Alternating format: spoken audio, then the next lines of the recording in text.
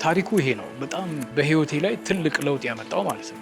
አንድ ምሽት የሚያስተምረኝ አስተማሪ ጓደኛውን ጋበዘ። ታሪኩ ይሄ ነው። በጣም በህይወቴ ላይ ትልቅ ለውጥ ያመጣው ማለት ነው። ይሄ አስተማሪ አበሻ ነው።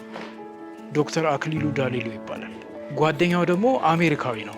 ዊተን ኮሌጅ ነው ሰውየው፣ ፕሮፌሰር ነው። ከአሜሪካ ነው የሚመጣው። ወደ ካምፓላ ነው የሚሄደው። 30 ደቂቃ ነው ያየሁት። ሰውየውን መጥቶ ስለ 30 ደቂቃ ያህል ነው ሌክቸር የሰጠ። ሰውየው ቸርችና ኮሚኒቲ ዴቨሎፕመንት እንዴት ዳይኮቶማይዝ እንዳደረጉ ከሪፎርሜሽን ፔሪድ ጀምሮ ስለሱ ነው የሚያስተምረው። ይሄ መንፈሳዊ የሚባልና ዓለማዊ የሚባል አስተሳሰብ አለ። ያኛው ከተሃድሶ ዘመን ጀምሮ እንዴት በጣም እየተለያየ እንደመጣ እሱን ነው የሚያስተምረው። ግን እኔ ሰውየው ይሄንን ለ30 ደቂቃ ሌክቸር ሲሰጥ ስለዚህ ስለ ባናና ፔፐር ፕሮባብሊ ሊያውቅ ይችላል ብዬ እርግጠኛው። ሌክቸሩን ከጨረሰ በኋላ በቀጥታ ሄጄ ዶክተር ዊሊያምስን ስለ ባናና ፔፐር ታውቃለህ ወይ ብዬ ጠየቅኩት። የሚገርመው ይሄ ፕሮፌሰር ሁለቱ ተማሪዎቹ ካምፓላ ላይ ኢንተርንሽፓቸውን ይሰራሉ። ኢንተርንሽፓቸውን ጨርሰው ያጠኑትን ጥናት ሪሰርቻቸውን አይቶ ይዟቸው ሊሄድ ነው ወደ ካምፓላ የሚሄደው።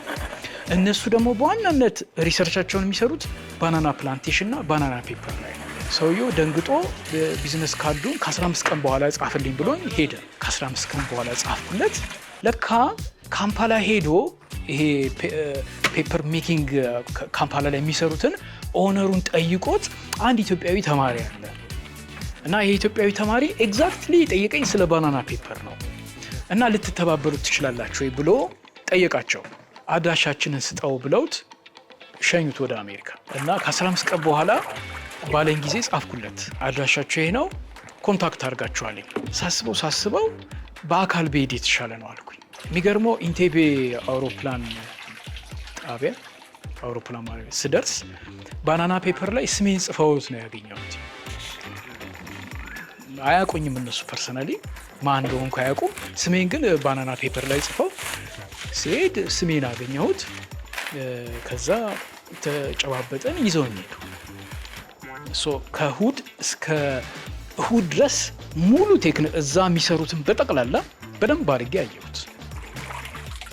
ፊልም ማነሳውን አየው፣ መሰራውን አብሬያቸው ሁሉንም ስራ ሰራው። ገባኝ። ቴክኖሎጂውን ይዤው መጣ።